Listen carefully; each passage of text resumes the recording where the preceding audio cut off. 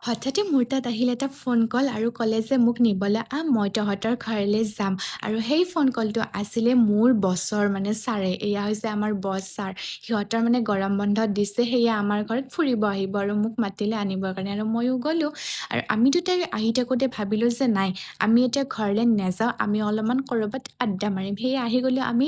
ওচৰতে থকা ষ্টেচনলৈ আৰু সেইখিনি সময়ত তাত যাই খুব বেছি ভাল লাগে কাৰণ বহুত বতাহ আহি থাকে ঠাণ্ডা ঠাণ্ডা সেয়ে আমি তাত গ'লোঁ অলপমান তাত আড্ডা মাৰিলোঁ খোজ কাঢ়িলোঁ আৰু খোজ কাঢ়ি